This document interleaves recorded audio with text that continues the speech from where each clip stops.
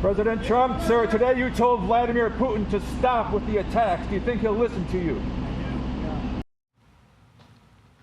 President Trump hosting the Norwegian Prime Minister at the White House today, where the two leaders are expected to discuss the seemingly escalating tensions between Russia and Ukraine.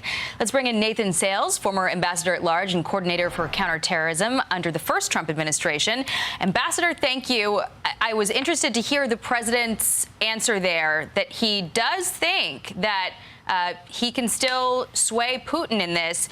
He put out a Truth Social post today after those strikes on Kyiv. It says, "I am not happy with the Russian strikes on Kyiv. Not necessary and very bad timing. Vladimir, stop. 5,000 soldiers a week are dying. Let's get the peace deal done." Vladimir, stop. What do you think is having the president believe that he's going to be effective in this message? It hasn't moved Putin yet. Well, Jackie, let's hope he's right, because you're exactly right. Putin hasn't moved yet. Let's be clear. Putin is the one who's the obstacle to peace here.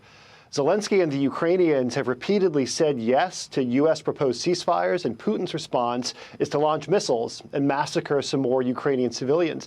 Don't forget the massacre on Palm Sunday as Ukrainians were going to church on a holy day for Christians. And just overnight, more attacks on Ukrainian civilians. So Putin is going to keep doing this until we make him stop. We have to make it costly. We have to make it painful to Vladimir Putin to continue these kinds of massacres. Otherwise, he'll keep at it. On the other hand, you did see some praise for the president from the same people who are upset when he tees off on Zelensky on Truth Social, saying, well, thank goodness he's finally sounding off about Putin as well, because he did get out there criticizing Zelensky's refusal to recognize, Crimea, for instance, as Russian. And, the perspective inside the administration is that they've been giving Ukrainians a lot of support and a lot of help, and Zelensky keeps trying to negotiate this thing in public. And that's something that you haven't seen the Trump administration do. Yeah, never negotiate in public. I think the lesson that we all took from the Oval Office meltdown not too long ago is whatever disagreements you have, and allies and partners always have disagreements, you have those conversations in private.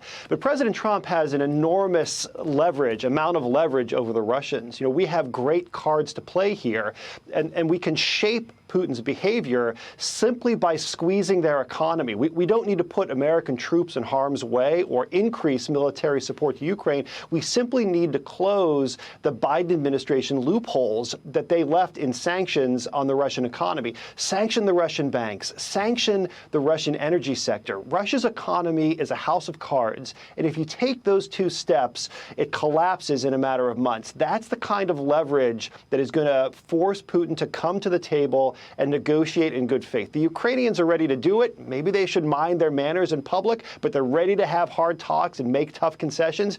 It's time to force the Russians into the same position. Well, the president believes that, there is still some hope, and he's not willing to give it too much longer to take shape. Listen to what he said today.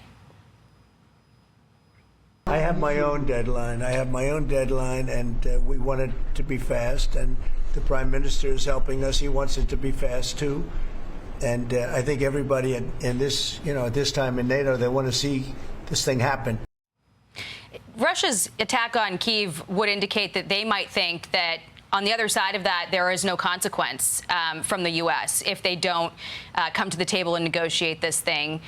But do you believe that some of those consequences that you were spelling out might actually be lying on the other side?